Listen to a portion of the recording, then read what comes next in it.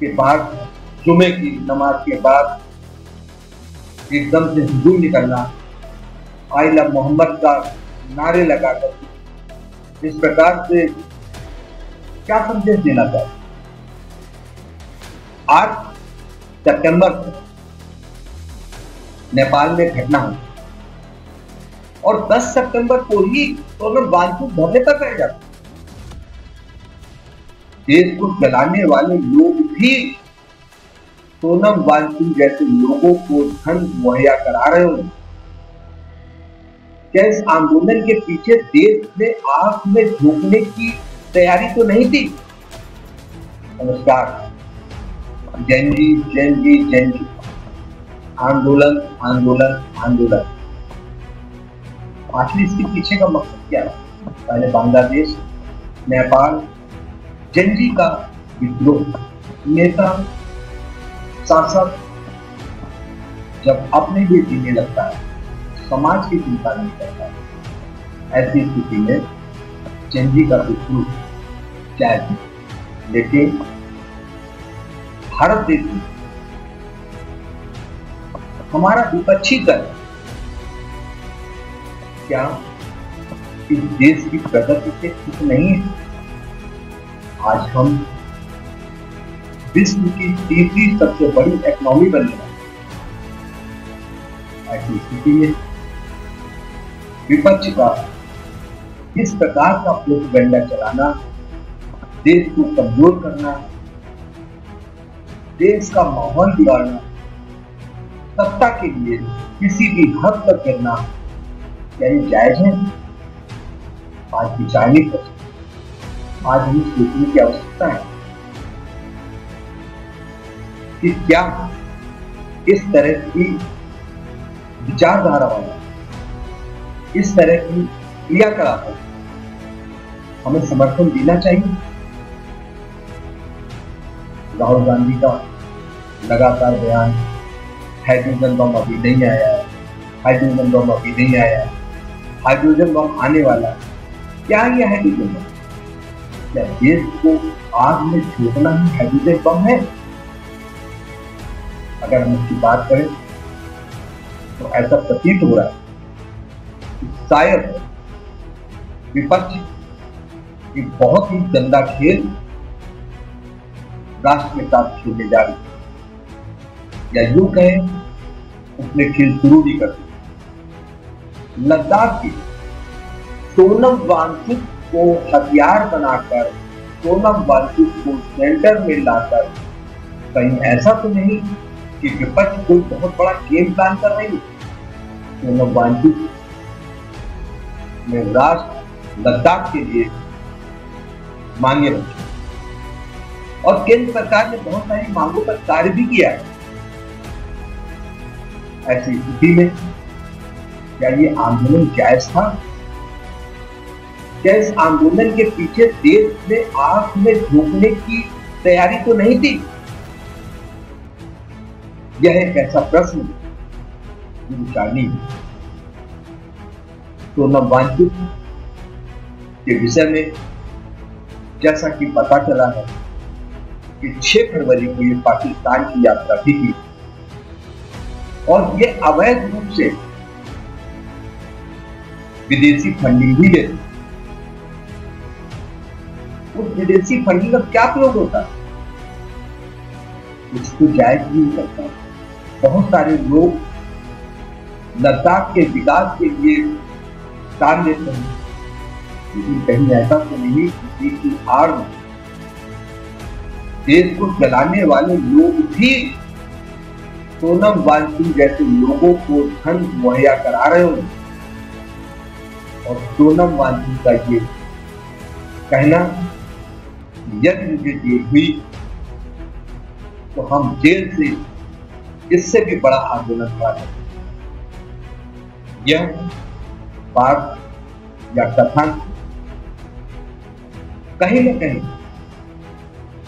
यह जताने का प्रयास कर रहा है कि वो कहीं न कहीं देशद्रोहियों के साथ में संलिप्त है। कांग्रेस का ये कहना, छोड़ छोड़ जल्दी छोड़, कोई ऑप्शन नहीं। कभी ईवीएम, कभी अडानी, कभी अंबानी, कभी हिडेनवर्थ, कभी राफेल, इतने मुद्दे, और बाद में जैसे ही मुद्दे पर गिरते हैं कोर्ट में जाकर माफी मांगते। लेकिन राष्ट्र का माहौल इस प्रकार से खराब हो रहा है ना, क्या विपक्ष का काम राष्ट्र का माहौल खराब करना, या कांग्रेस या विपक्ष में इतना भी नहीं रह गया कि राष्ट्र के सर्वोपरि होना चाहिए? आपको ये समझ आ रहा है कि 70 साल विपक्ष राष्ट्रवादी, जिसकी वजह से हमारा लोकतंत्र जीवित है। और आज मात्र 12 साल में के शासनकाल में विपक्ष इस स्थिति पर उतर आए कि उसे लोकतंत्र में खोट न जाना नहीं। क्या मतलब है? कभी ईवीएम खराब, कभी मुस्लिमों को इस देश से भय लगने लगता है, कभी वोट चोरी। क्या है ये? लोकतंत्र समाप्त हो गया क्या ये सब? अभी संजय राउत ने एक बयान दिया नेपाल की घटना को लेकर। उन्होंने कहा कि इस तरह की घटना की पुनरावृत्ति इस देश में भी हो सकती है। देश में अंदर ही अंदर असंतोष व्याप्त हो रहा है, कभी भी असंतोष हो सकता है। क्या कहना चाहते हैं? क्या मकसद है उनका? आम आदमी पार्टी के संजय सिंह ने भी कुछ ऐसे ही कमेंट किया। उन्होंने भी आग लगाने वाली बात। उन्होंने भी कहा जब कुछ होता है तभी असंतोष ज्यादा होता है, और कहीं ऐसा न हो कि इस प्रकार की घटना की पुनरावृत्ति इस देश में भी। राहुल गांधी तो बराबर कहते आ रहे हैं, बराबर धमकी दे रहे हैं हाइड्रोजन बम। हाइड्रोजन बम क्या है? क्या देश को फूकना चाहते हैं? देश को बर्बाद करना चाहते हैं? कहीं ऐसा तो नहीं कि बीते 3 दिनों से, 4 दिनों से ये जो घटनाक्रम चल रहा है ये उसी के तहत किया जा रहा है। गांधीनगर में दुर्गा पंडाल में पथराव, गाड़ियां फूकना,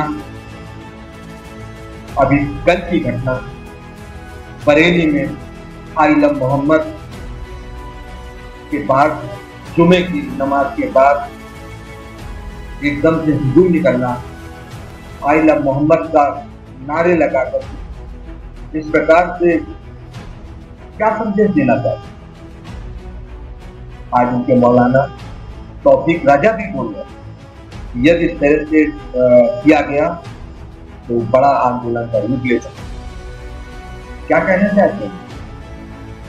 ऐसा तो नहीं कि सब लोगों में देश की कठपुतली बन गई और इस देश की इकोनॉमी को, इस देश की समृद्धता को नष्ट करने का प्रण करना, ये विचार नहीं करते। जागृत होने को कर, ये हमें जानना चाहिए कि वास्तव में क्या हो रहा है, इसके पीछे कौन है। आखिर 8 सितंबर को नेपाल में घटना हुई और 10 सितंबर को ही सोनम वांगचुक धरने पर बैठ जाता। 18 को वो बयान आता है, भड़काऊ बयान आता है, और 24 को इस प्रकार की घटना को अंजाम दिया। और ऐसी घटनाओं में कांग्रेस के पार्षद और कांग्रेसी पकड़े जाते हैं। पुलिस ने कुछ नेपालियों को भी पकड़ा। इसका मतलब यह संगठित षड्यंत्र इस देश की तरफ चल रहा है और ऐसे में देशवासियों को ये बात समझनी होगी, राष्ट्र के साथ खड़ा होना होगा। हमारे देश का जनजी भली प्रकार जानता है कि हमारा राष्ट्र प्रगति की ओर है। हम विश्व में तीसरी इकोनॉमी बनने वाले। बहुत से देश हमारी अर्थव्यवस्था की तरक्की, हमारा प्रोग्रेस देखकर परेशान है। वो हमारे देश की इकोनॉमी को तोड़ना चाहते।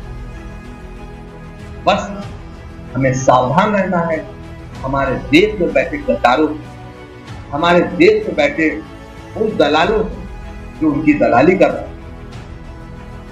हमें सावधान रहना है ऐसे विपक्ष से जो विपक्ष के नाम पर इस देश के साथ देशद्रोहिता करने से कहीं बाज नहीं आती। समझना होगा कि कहीं ऐसा तो नहीं कि वास्तव में ये सत्ता के लालच में राष्ट्र के साथ देशद्रोह कर रहे हैं। एक प्रश्न के जवाब में लद्दाख के उपराज्यपाल कविंदर गुप्ता ने भी इस घटना को लेकर अफसोस जताया। उन्होंने कहा इस घटना के पीछे कोई भयावह साजिश है। भाजपा की प्रवक्ता संबित पात्रा ने भी इस प्रकार का ट्वीट किया। उन्होंने भी कहा कहीं न कहीं इस देश को तोड़ने की साजिश हुई है। अगर हम विपक्ष की बात करें तो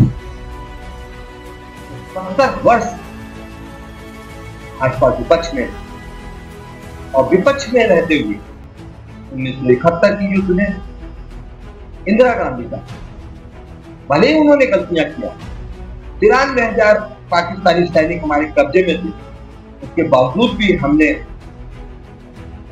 गुलाम कश्मीर को वापस लेने का प्रयास नहीं किया। लेकिन उसके बावजूद भी युद्ध के दौरान अपने भारत का, अपने देश का गौरव बढ़ाने के लिए विपक्ष के नेता अटल बिहारी वाजपेयी ने प्रधानमंत्री इंदिरा गांधी का मनोबल बढ़ाने दुर्गा करता। क्या ये विपक्ष राष्ट्र में ऐसा नहीं कर सकता? क्या राष्ट्र इसके लिए कोई जिम्मेदारी नहीं है? ये विचार, इस पर विचार करना आवश्यक है।